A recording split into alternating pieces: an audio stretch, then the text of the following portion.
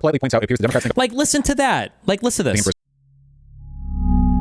My argument from yesterday and now today, like the only path forward is infinite hatred towards the Democrats, because they did this to us. They ruined it. They did it to us. They did it deliberately. They did it through incompetence, through malfeasance. They did it through abstemiousness. They're horrible. I hate them. I hate Pelosi. I hate Schumer. I hate Jeffries. They're horrible, horrible, horrible politicians. And I mean that both in terms of their ethics and in terms of their ability to actually be politicians. You saw this clip, right? I hope you did, because it's pretty bad. Okay, Jesus. Where Hakeem Jeffries did a press conference, and he was basically like, well, what do you want us to do? We need audio for audio to happen. What leverage we actually have? What leverage do we have? They control the House, the Senate, and the presidency. It's their government. What leverage do we have? Just remarkable. Just absolutely remarkable. Incredible defeatism. They lost by 1.8%. Oh, sorry, there's nothing we can do. We have no power. Because Democrats... Well, I mean, like, to some extent, like, there's different ways that you can phrase this. Like, Democrats need to do what they can, but it's just crazy that Democrats get blamed no matter what. That has to change somehow. Like, Democrats will do something as much as they can, and then people will blame Democrats if it's not perfect. Like for the ACA, people blame Democrats for us not having a public option or single-payer healthcare. It's like, bro, how are you blaming Democrats for getting the Affordable Care Act passed because it wasn't enough? What the fuck? Or if like two Democrats vote against something, then the far left is like blaming the Democrat Party for being ineffective. And it's like, wait, what the fuck? What about the Republicans? No, the Democrats are worse. Bro, every single Democrat voted for this except for one or two. All the Republicans voted against this. What the fuck?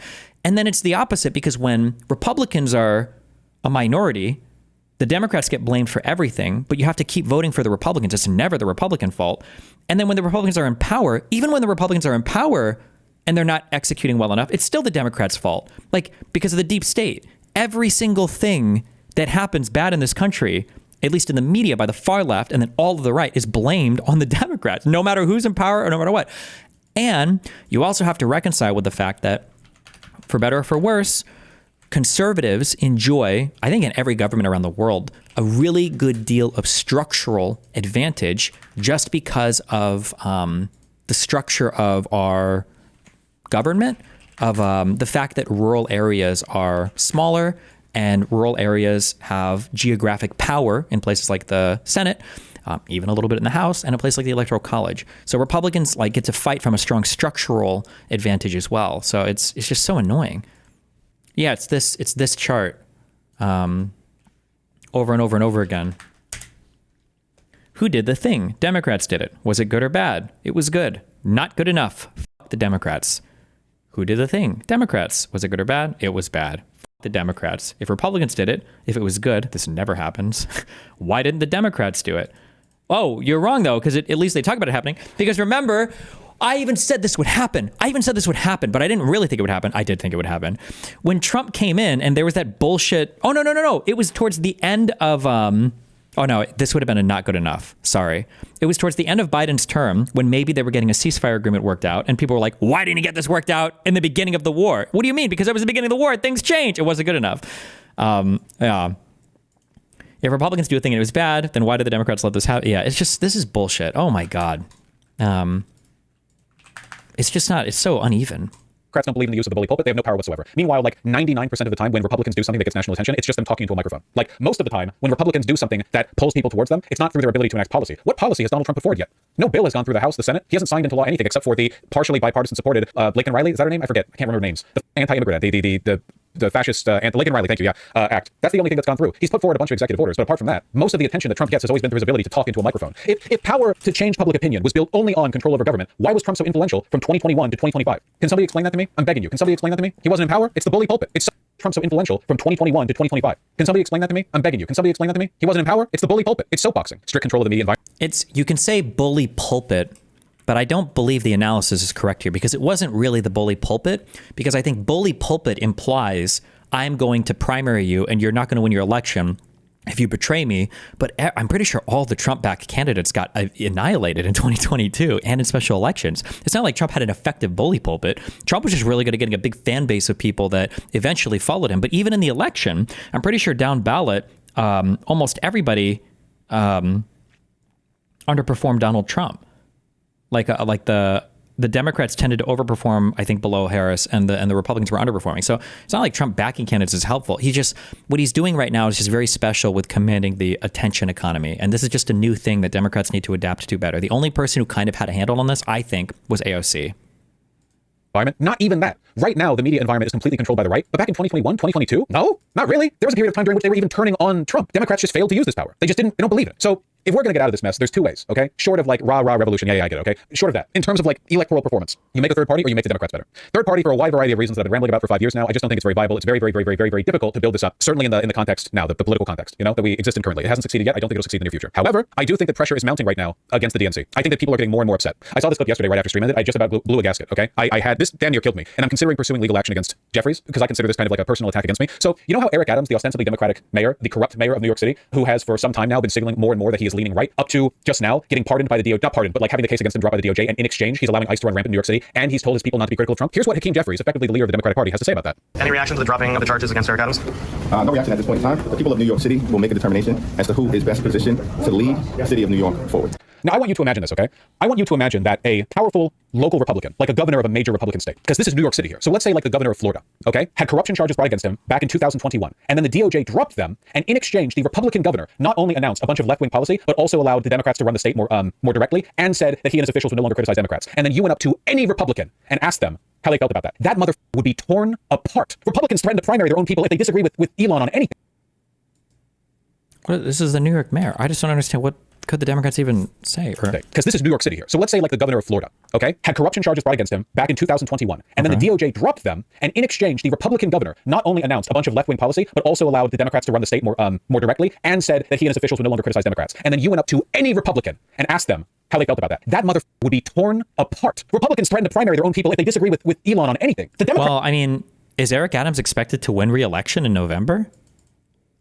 Democrats won't even turn on people who have already ranked with Judas. Like Hakeem, there's apparently no line where Hakeem Jeffries is willing to rein in his own party. There is literally no point after which he will go, oh no, I think we should have some kind of standard within our party. Like maybe our party. Well, I mean, it's the mayor of New York. Eric Adams is the mayor, right? Am I retarded?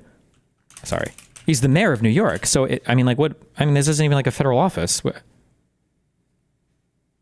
I don't know why would you even waste anything on this? Like, you shouldn't be comprised entirely of people with no values who will kowtow to the right. I owe my constituents nothing. If you want more on how uniquely unlikable Jeffries is, you should check the comments on his talk with Jon Stewart. Yeah, unfortunately, I can't go over because I'm pretty sure Jon Stewart's podcast is content ID'd, but like everyone hates Hakeem Jeffries. I hate Hakeem Jeffries, but a lot of other people do as well. Me hating him, that's not new. Yeah, here you go. The comments underneath this interview. Usually Jon's podcast episodes give me food for thought. This time it helped lull me into an afternoon power nap. My God, this can't be the future of Democratic leadership. Criticizing him for his healthcare policy. Bernie interview amazing. AOC interview inspiring. This interview painful. Establishment Dems clearly don't have a plan.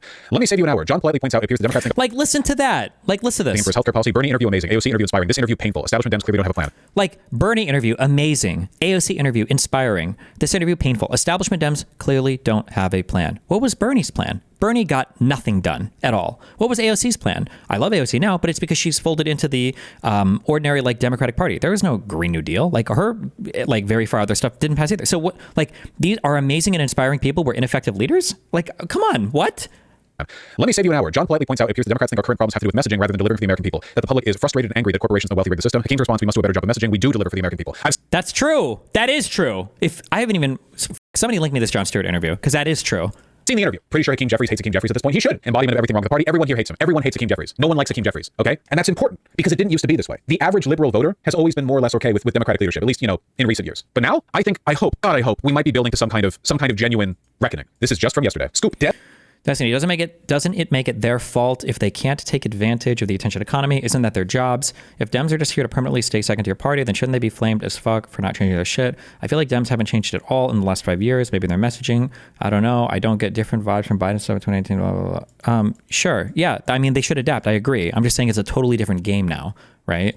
Like imagine if there was like a bunch of hardcore jazz players at like a local Florida university, and I decide that I'm going to go and start competing with them in their market. I would probably outsell all of them just because I have a YouTube fan base. So I would probably do that for a while until they figure out, well, fuck, we need to get famous online, I guess, and then we'll have a bigger audience. But like, were they shitty musicians? Is that the reason why? Like the game would just change completely when influencers start stepping into that space. Same thing with politics, like influencer, like politics are influencer politics now. Trump is an influencer first and foremost, right? He was when he was back on The Apprentice. That he was a celebrity. That's why he was famous. It's why so many people know. It's why so many people have warm feelings about him. And now the influencer attention economy stuff has taken over politics, and that's what Democrats need to adapt to. Dems pissed at liberal groups, Move On and Indivisible. A closed-door meeting for House Democrats this week included a gripe fest directed. But it's so difficult because you have to forge a path here, relying on a lot of not intuition, the opposite. You have to be very unintuitive, and you have to have like a really good, I feel like, or you have to have your own sense of intuition over like how to lead forward in this way, because every voter is going to be wrong. All the polling data is going to be wrong. People don't actually care about what they care about. People don't actually mean what they say. Even the politicians don't mean what they say. So you have to be like fighting on all these fronts, and it's really hard to even collect data for how to do it properly. You know, like every conservative and voter will tell you they vote for Trump for the economy and all those other things. That's not true. They don't know anything about what Trump does for the economy. They don't even know what Trump's impact on the economy. They can't name a single Trump policy in regards to the economy or how those policies would affect the economy. That's bullshit, right? So even on the polling data and everything, you have to ignore as you're like moving forward to try to be more effective. So it's an incredibly difficult thing or unintuitive problem, I think, to approach especially for politicians who are probably so much more used to having like an established way of doing things. Dems pissed at liberal groups, Move On and Indivisible. A closed-door meeting for House Democrats this week included a gripe fest directed at liberal grassroots organizations, sources tell Axios. Why it matters. Members of the Steering and Policy Committee with House Minority Leader Hakeem Jeffries in the room on Monday complained activist groups like Move On and Indivisible have facilitated thousands of phone calls to members' offices. People are pissed. A senior House Democrat who was at the meeting said of lawmakers' reaction to the calls. The Democrat said Jeffries himself is very frustrated at the groups who are trying to stir up a more confrontational opposition to Trump. A Jeffries spokesperson disputed that characterization and noted at Axios that their office regularly engages with dozens of stakeholder groups, including Move On and Indivisible, including as recently as Monday. There were a lot of people who were like, we've got to stop the groups from doing this. People are concerned that they're saying we're not doing enough, but we're not in the majority, said one member. Some Democrats see the callers as barking up the wrong tree given their limited power as the minority party in Congress. It's been a constant theme of us saying, please call the Republicans, said Representative Don Bayer. I reject and resent the implication that congressional Democrats are simply standing by passively, said Rep. Richie Torres. This is the guy who tried to get Hassan banned from Twitch for being anti-Semitic. He's extremely bought by AIPAC. On the other side, people are angry, scared, and they want to see more from their lawmakers right now, other than floor speeches about Elon Musk. Indivisible co-founder Leah Greenberg told Axios. So to be clear, okay, the incompetence and abstemiousness of the Democrats is now severe enough that they are bitching about liberal political organizing groups, complaining to them that they're not doing enough. This isn't just lefties. This isn't Bernie Bros. This isn't like radical Gaza protesters or whatever. Okay, this is like this is the Democratic base, and not only are the Democrats unwilling to hear these criticisms, they're bitching about them. They're like, "What do you want us to do?" It's one of two possibilities. They are either controlled opposition, or they are so ideologically compromised by liberals' obsession with institutional power that they cannot fathom that they could be doing anything more. They literally cannot. They can't believe. They can't imagine. I don't. So aside from like trying to fight in the attention economy, I wonder if Vaush gives examples of what more they could be doing right now? No, if it matters which one is more likely. I think the second one is worse. Here's a clip that I want to look at. Hey, dude, if you're going to do hits on national television, how about put it back up? How about not doing it? Like if somebody showed up to do an interview with us and they're looking down in their laptop like this. Okay, yeah, put it on the screen. Like, they're looking down on their laptop like this. They got no microphone. Invest in a $25 microphone. You're talking to the American public. Christ, that guy looks like a corpse. No, Connolly? No. Trust me, okay? He's great. He's pretty spry. A 74-year-old with terminal cancer go. Definitely a better choice for the Oversight Committee minority leader position than AOC, the firebrand who's actually respected and liked and known about by a large number of people. It's his turn. You know, that's what people actually said about him when they were running against each other. They said it's his turn. Like, he's been waiting for this for a long time, you know? They actually said that. Yeah, nothing to do with the interests of the voters or his abilities. Literally just, yeah, he's old, he's going to die soon. Let's give him a shot. Like, the Democratic Party is basically like a Make-A-Wish Foundation for 80-year-olds, you know? Oh, you're about to die? Have a leadership position. Whatever. Last chance you get, right? Like, you don't know.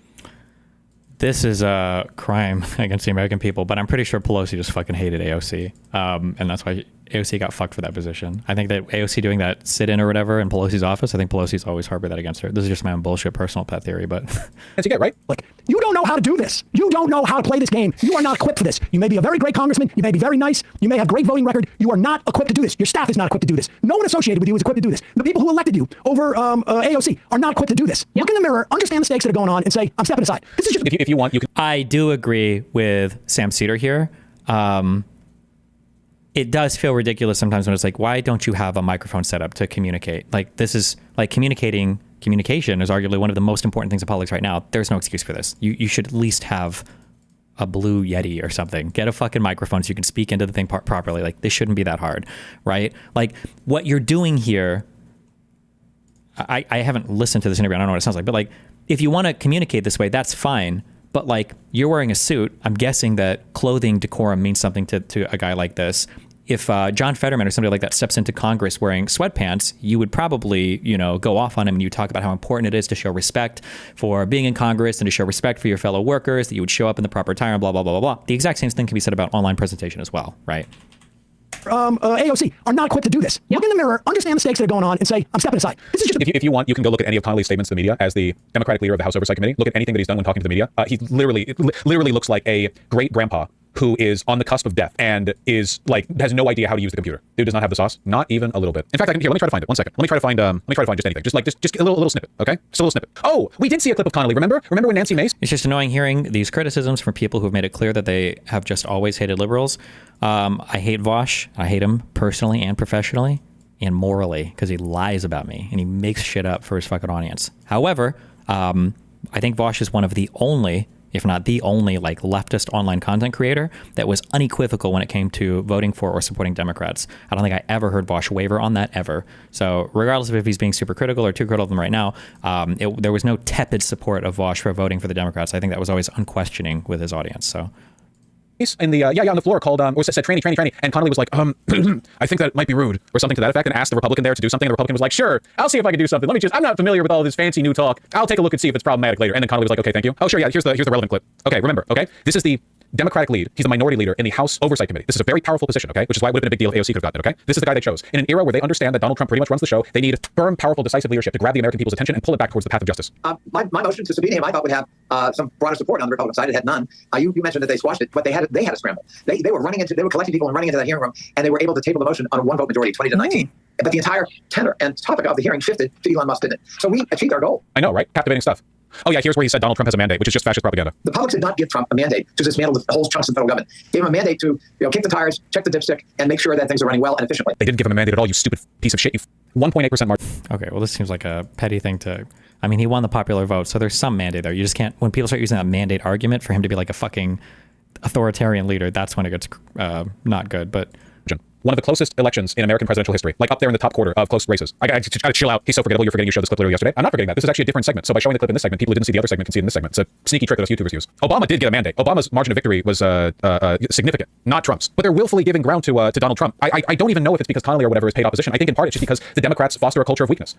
This paid opposition is a meme, right? I think he just says that as a meme. They foster a culture of weakness where no amount of failure can get you ousted from the party. You lose the entire goddamn government to Donald Trump. Everyone gets to keep their seat. Yay, everyone stays in. The previous DNC chair would never accomplish a damn thing except losing a Senate seat, and they gave him the goddamn DNC chair position, accomplished nothing except for dragging down the party. Connolly, he's got terminal cancer and he's 85 years old or whatever and he's dying. I think he's actually accepting DNC chair position. Yay, everyone stays in. The previous DNC chair would never accomplish a damn thing except losing a Senate seat, and they gave him the goddamn DNC chair position, accomplished nothing except for dragging down the party. Jesus. Connolly, he's got terminal cancer and he's 85 years old or whatever and he's dying. I think he's actually 76. Who gives a shit, man? Give him the oversight position. Does he need to know how to use a computer? Nah. Indivisible is urging people who are scared to call their member of Congress, whether they have a Democrat or Republican, to make specific procedural asks. How can we kick these people out? Basically, what I am saying is that liberals in this country need to hate Democrats more than you think is possible. Okay, you guys are emotional. I haven't heard anything about a mandate in 2020. That's because the popular vote didn't matter in 2020, because the popular vote doesn't matter because we're a republic, not a democracy. Until Trump wins the popular vote. Then we're the most democratic country in the world. And now democracy is so important, it allows the president alone to overrule every other branch of government. Emotionally stunted from years of high fructose corn syrup overconsumption and pornography addiction. You don't have you guys don't possess the emotional range I'm describing here, okay? We're talking about like levels of hatred that would max out the blood pressure for an individual such as yourself. All right? We need liberals to despise Democrats more than you can get, frankly. I literally do. Hate them more. Just infinite, undying hatred. Okay? It's so dumb. I recently learned the rules literally say senior members get preference for leadership positions. Yes, no, the Make-A-Wish Foundation thing for old people was not a joke. I mean, it was partially a joke. But yeah, no, it's not even a matter of how effective you are as a politician. It's literally like, oh, you're old, you get it now. They don't believe in anything. Republicans don't have the same seniority system. Yeah, because Republicans like to win. We're getting close to a lib uprising. We do need a lib tea party. We need a lib tea party. We genuinely, we need liberals in this country to reject the Democrats now. And more energy needs to be directed towards this than the Republicans, by the way. Trust me, there's nothing you can say to Republican politicians that will change them on anything. The problem with saying we need a liberal tea party, I don't know why this is. I feel like I just need to think about this more, is like, Republicans had their Tea Party, but Republicans would never abstain from voting. I just don't think that's a thing I've ever heard Republicans talk about. Like, for liberals, or not liberals, but for the left, if they don't get their hyper leftist candidate, they're done. They give up. They're fucking out of here. They don't want to vote for shit. You didn't give them exactly what they wanted. They're gone. I can't think of any Tea Party people who are like, I'm going to vote for Obama because I'm so upset that McCain got the nomination, or I'm not even going to vote at all because I fucking hate Romney. Like, maybe they didn't vote because people were turned off from it, or because Obama was just so popular. But look at Donald Trump.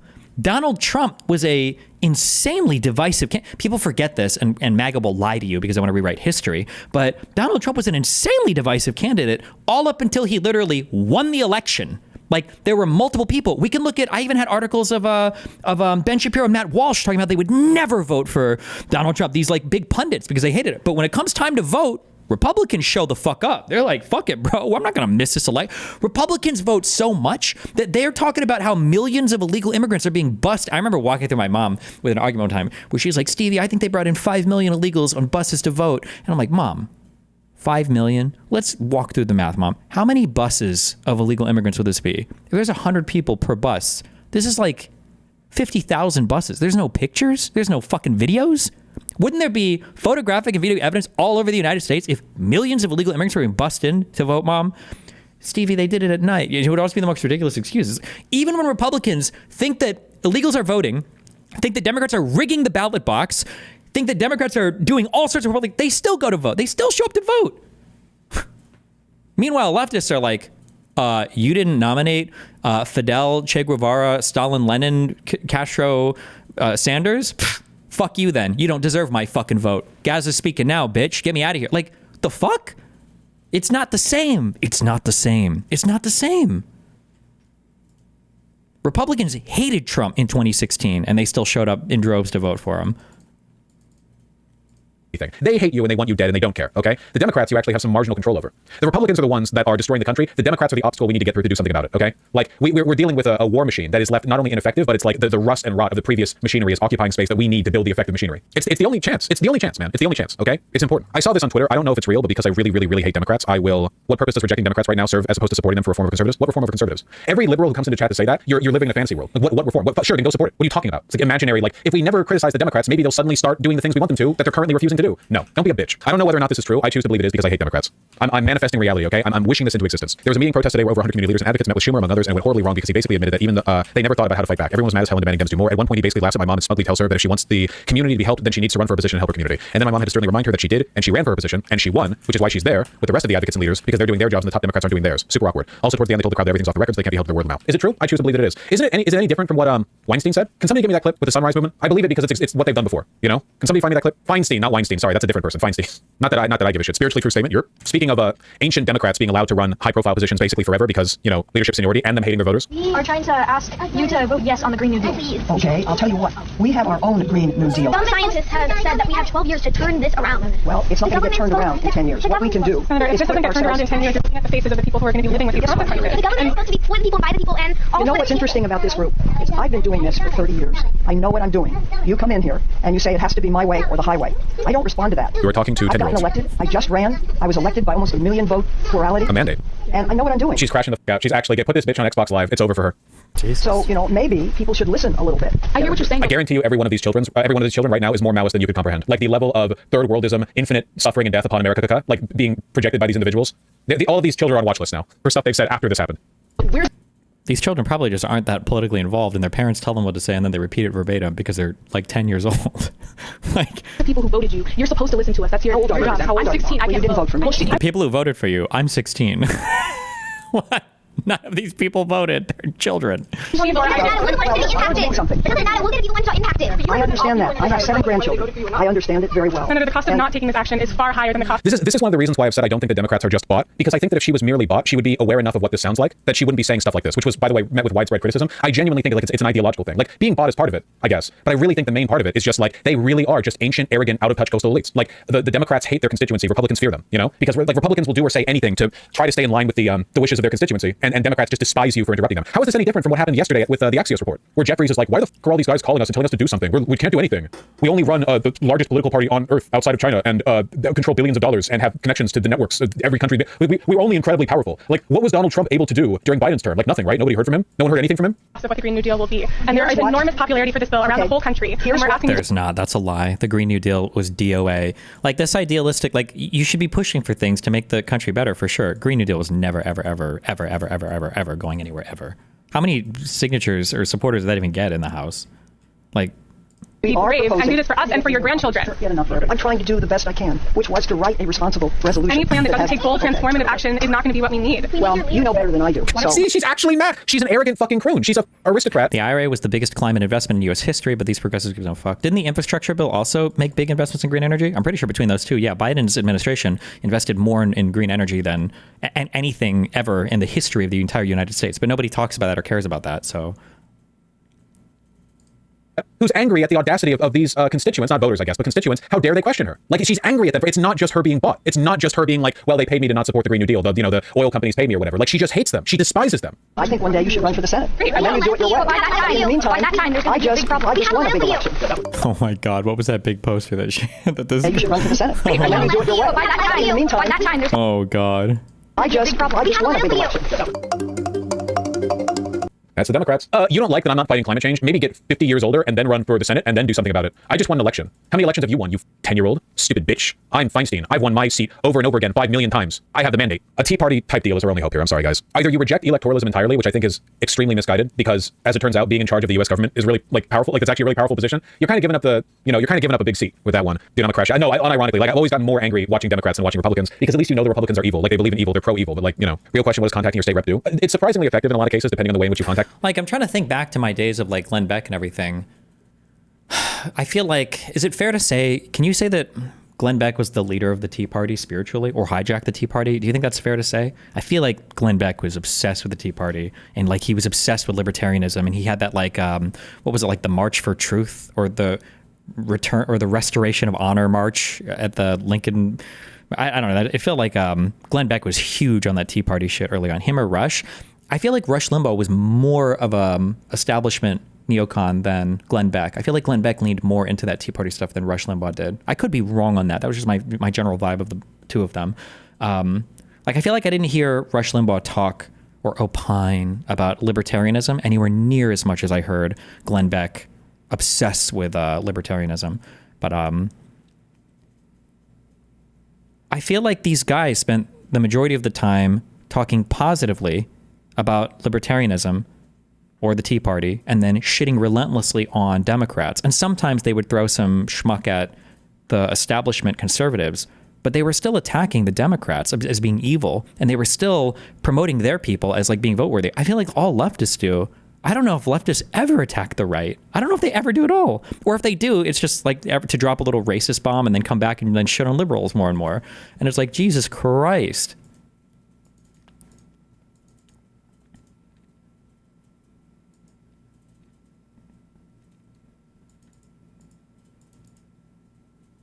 Them. But I think that a lot of Democrats legitimately don't understand that they are hated and despised by their own voter base. They need to know. Like, and this is my call to action. If you are an American, you should be contacting your local representative with phone calls or with written letters. Emails are less effective, but if you have to, you have to. And you should say, like, I'm disgusted by your lack of action. Can you please pressure Schumer and Jeffries to do more? I'm not going to give you a prompt. Type it up yourself, okay? But like they need to understand how hated they are. Send them, I hate you, I hate you, I hate you, I hate you, I hate you, I hate you, I hate you. Essentially like that. Use colorful language. No, don't actually just send them a bunch of swears or whatever. Does anyone remember how Destiny felt about Yang? I don't like Yang. I don't think I've ever liked Yang. My rep is Republican. Yeah, if your rep is Republican, tell them you hate Jeffries. Okay, I'm sure that'll achieve the goal you're looking to achieve.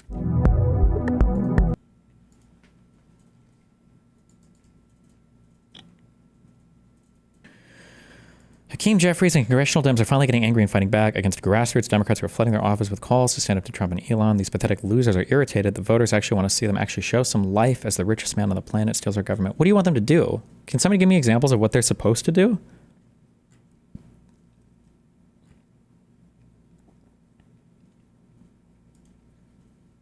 Have they given examples of ideas? I mean, they can go and protest, I guess, or do sit-ins, but not publicly complain about their voters, maybe? What? Okay. Like I said, like it's not a fair, it's not the same. It's just not the same. I'll always bring up the Joe Rogan and the Kyle Kalinske examples. When these guys were like, I don't know if I would vote for Donald Trump. These guys got eviscerated. Loyalty to the party above all else, no matter what the fuck Trump did. If Trump changed his opinion or something, then you follow immediately. That's just the rule. But then for Democrats, it's like, no, you guys need to respect all the disagreeers in the party way more. Oh my God, bro. They can obstruct the cabinet pick votes and the upcoming budget stuff. Could they obstruct the cabinet pick votes? They don't have the people for it, no? The Republicans have a majority in the Senate. I don't think they can do anything, can they? Democrats continue to negotiate with our Republican colleagues. Wait, oh my God, who does he sound like there? Hold on, wait. To negotiate. Democrats continue to negotiate. I don't know why people are saying Obama, not at all. Fuck, who does he sound like here? Oh my God, he sounds so much like somebody. Fuck, who am I thinking of? Oh, you're right, Ben Carson, I think. Yes. Holy shit. Thank you so much. Hold on. Thank you. Many of you last week, first they tried to ruin his reputation, and he's more popular now than ever. Is clear, as Rosa DeLauro has stated publicly. Not like this. But what also is clear, as Rosa DeLauro has stated publicly, Democrats continue to negotiate with our Republican colleagues. They must be from the same area or something. Hold on. I think this sounds more. One issue. Heath says, which the Constitution says civil issues do what the Constitution says. Constitution says civil issues of that nature should be determined at the state level. Why does it say that? Because the judicial system at the state level has to answer to the people. What if people of a state? This time, this is the same situation. It's not the same situation. Because people have no control over their race, for instance. You think they have control over their sexuality? Absolutely. You think being gay is a choice? Absolutely. Why do you say that? Because a lot of people who go into prison straight, and when they come out, they're gay. So did something happen while they were in there? We want to find bipartisan common ground in funding the government to meet the needs of the American people. I think it's there's like an open mouth sound at the end of the words he's saying. I think is where I'm hearing it the most. Rosa DeLauro, who was leading our effort as the top Democrat on the House Appropriations Committee, has been trying to... Like, do you hear that breath? Like, committee. Like, there's a breath he's doing after every... Get Republicans to respond to her for weeks. Weeks.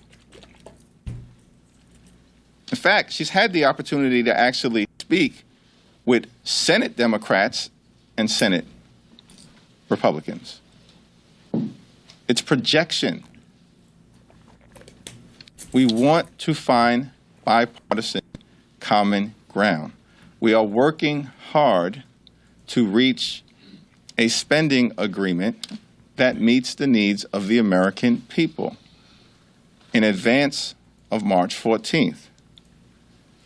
I'm hopeful that Republicans are actually willing now to sit down at the table and reach a spending agreement in the best interest of the American people, not in the best interest of their billionaire donors.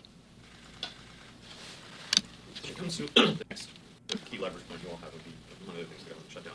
To what extent are Democrats willing to withhold votes? Your argument about the mandate withstanding, but withhold votes to avoid a government shutdown. What do you need in exchange? In particular, when it comes to, do you see it as an opportunity to try to stop Musk or I appreciate the question, Kevin, but I'm trying to figure out what leverage we actually have. What leverage do we have? Republicans have repeatedly lectured America. They control the House, the Senate, and the presidency. It's their government. What leverage do we have? We are going to try to find bipartisan common ground on any issue. We will work with anyone in this town to get things done for the American people, to lower the high cost of living. So this is in response to about, I guess, like shutting down the government. But I mean, he's right? Because Republicans, like every Democrat can abstain and vote no, but I mean, Republicans can still pass it, right? So does it, like they can always do like a continuing resolution or anything. So it's not like the Democrats literally have no leverage, right? Secure the border and keep our communities safe while defending dreamers, farm workers, and families at the same time. We have repeatedly made that clear. But Republicans have decided to go it alone. That's what the budget reconciliation process is all about. And so we're ready, willing, and able to work with our Republican colleagues and the current administration, as I have repeatedly stated, on any issue in order to make life better for the American people. That's why he's also, the issue too is he's focused on governance right now when you guys are focused on stopping the current administration. Not to say that there's a right or wrong thing. In fact, I'd say stopping the current administration is probably more important than governance. But the Democrats do need to adapt more to what the conversations are about right now, because he's still talking about governance and like making things better for the American people. The American people don't give a fuck. Things are fine for the American people. They lied when they said they were bad, okay? Just accept that they lied and move the fuck on. We're in the world of Twitter now, okay? You need to be more popular on Twitter, get arrested, get good shorts, be big on TikTok or whatever the fuck. Like, that's the world we're in now. Governance and all this shit doesn't fucking matter. Let the Republicans burn it all down so that people can at least get burned and then realize that they've made a mistake.